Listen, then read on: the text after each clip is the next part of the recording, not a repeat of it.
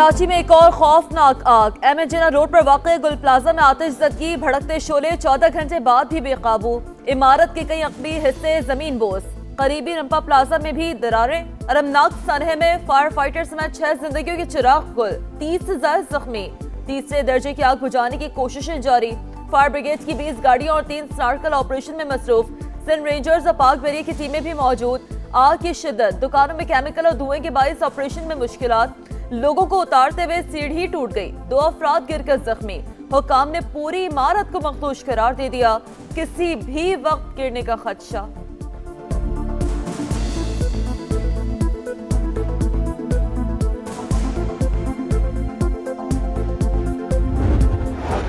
डेढ़ घंटे बाद दिल्ली फायर ब्रिगेड की गाड़ी पहुंची है। 1.5 घंटे तक लड़ते रहे, उलझते रहे। हर 10 मिनट के बाद इनके पास पानी खत्म हो रहा है। डीजल की इनको प्रॉब्लम हो रही है। स्पार्कल में इनका जो इरादा आ रहा है, क्या करें, आले इनके पास नहीं कि भाई शटर काटे कुछ करें। मेरी अपनी टीम के खुद के 12 लोग मिसिंग हैं। टीम के जो 7 काम करने वाले लड़के, इसके अलावा वो भी हैं और बाकी मॉल के इतने लोग हैं। किसी के सेल्समैन, कोई लड़के हैं, कोई क्या है। अल्लाह करे कुछ बेहोशी की हालत में निकले, कुछ हम महफूज कर सकें, क्योंकि हाँ भाई ये ठीक है।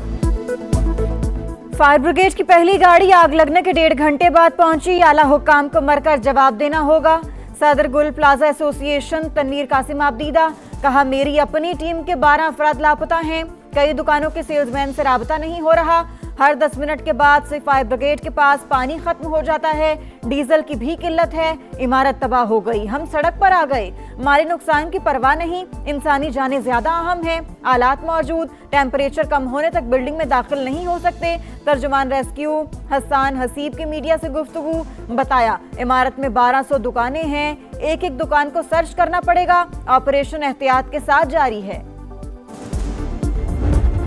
फैमिलीज थी बहुत सारी, कितनों के फोन आए हैं, हम कुछ भी किसी को नहीं बता सकते। हमारे दोस्त यार बहुत है अंदर। मेरे भांजे नहीं अंदर ही है। दोनों भाई नौकरी करते थे यहाँ पर। आगे निकल आया था बाहर, एक भाई अंदर था तो उसको लेने गया। आपका बेटा था अंदर? जी, पता ही नहीं अंदर है या कहाँ पर है, पता नहीं चल रहा। मेरे भाई का बेटा है, ना हमें जवाब मिल रहा है, ना कोई बॉडी का पता चल रहा है। किसी का बाप, किसी का भाई, किसी का दोस्त लापता। अपने प्यारों के लिए परेशान शहरी इमारत के बाहर मौजूद। कहाँ जाएं, किससे फरियाद करें, मालूमात देने वाला कोई नहीं। लोगों की दुहाई, प्यारों को इमारत से निकालने के लिए फौरी मदद की अपील। गुल प्लाजा के दुकानदार भी इंतजामिया पर बरहम। मेयर कराची मुर्तजा वहाब को जिम्मेदार करार दे दिया। वज़ीर आला सिंध का गुल प्लाजा में आतिशज़दगी का नोटिस। कमिश्नर कराची को फौरी इंक्वायरी की हिदायत। वजूहात मालूम करके रिपोर्ट पर पेश करने का हुक्म। गफलत या लापरवाही साबित होने पर जिम्मेदारों के खिलाफ कार्रवाई की हिदायत। मुराद अली शाह का जानी नुकसान पर गहरे दुख का इजहार। कहा, जख्मियों को बेहतरीन तिब्बी सहूलियात फराहम की जाएं। बरादरी है, किसको भी है, अगर किसी को नुकसान हुआ हम चाहेंगे कि कोई ना कोई मदद की जाए। मेयर अगर वहाँ पे होता तो क्या 1 मिनट में पूरी आग बुझ जाती? वो खुद उसको मॉनिटर कर रहे हैं। उस वक्त हमारी प्रायोरिटी है कि हम उस आग पे काबू पाए, ना कि हम सिर्फ फोटो सेशंस पे फोकस करें। आतिशज़दगी का इतना बड़ा वाक़या, मेयर कराची गायब। बयान जारी करके मुतासरीन से अफसोस का इजहार। मेयर वहां पर होते तो क्या 1 मिनट में आग बुझा दी जाती? शर्जील मेमन का सवाल।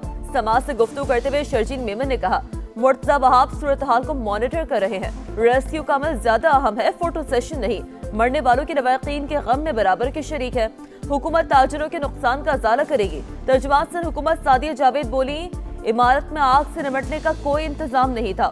400 की जगह 1200 दुकानें बना दी गई।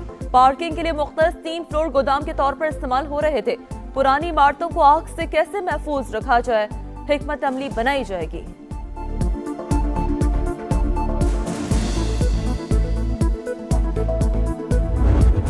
वक्त रिस्पॉन्सिबल एचबीसी है, किसके पास आता है? मकामी हुकूमत के वजीर के पास आता है।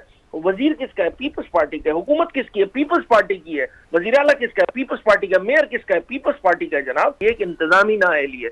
इंतजामी नाअहली को ठीक करने के लिए इक़दाम करने की जरूरत है। आग बुझाने में ताखीर, सिंध हुकूमत की मुजरिमाना गफलत। यहाँ पैसा फेंक तमाशा देख का उसूल चलता है। Opposition leader Sindh assembly Ali Khurshidi की तनकीद। कहा, कराची रिहाइश के लिहाज से बदतरीन शहरों में शामिल हो चुका। खुद मुख्तार बल्दियाती निज़ाम के क़याम तक मसाइल हल नहीं होंगे। अमीर जमात इस्लामी कराची मुनम जफर ने भी सूबाई हुकूमत को जिम्मेदार ठहराया। कहा, मुर्तजा वहाब को यहाँ मौजूद होना चाहिए था। कराची के शहरी बेजारो मददगार हैं। 70% इमारतों में हिफाजती इंतजामात ही नहीं, हुक्मरान कराची पर रहम करें।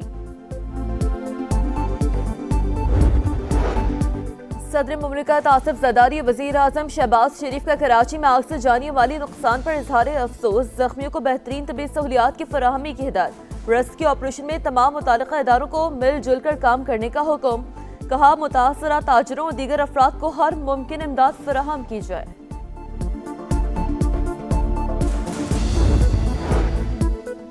अफगान सरजमीन का पाकिस्तान के खिलाफ मुसलसल इस्तेमाल, तालिबान रजीम की वापसी के बाद पाकिस्तान को दहशतगर्दी की नई लहर का सामना है।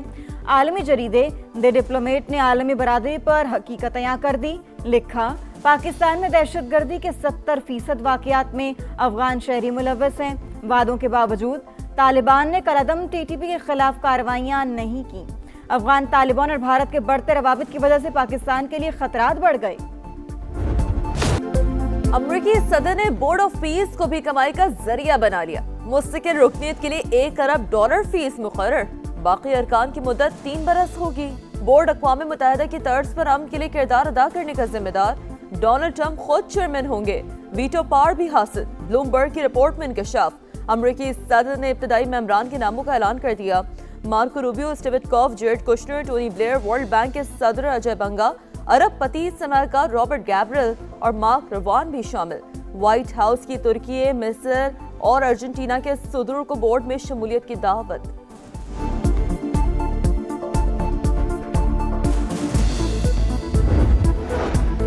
ग्रीनलैंड पर कब्जे की कोशिश नामंजूर, डेनमार्क में हजारों अफराद सड़कों पर। अमेरिकी सिफारत खाने के बाहर शदीद एहतजाज, सदर ट्रंप के बयानात की शदीद मजम्मत। ग्रीनलैंड बराए फरोख्त नहीं के नारे।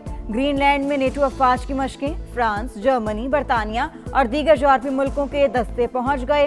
ग्रीनलैंड डेनमार्क का हिस्सा है और रहेगा। बरतानवी वज़ीर आज़म और फ्रांसीसी सदर का दो टूक मौक़िफ़। अमरीकी सदर का ग्रीनलैंड की हिमायत करने पर 8 यूरोपीय ममालिक पर 10% टैरिफ आयद करने का ऐलान।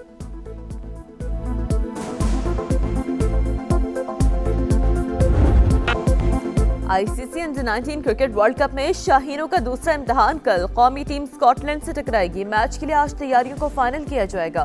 पहले मैच में कौमी टीम को इंग्लैंड के हाथों 37 रन से शिकस्त हुई थी।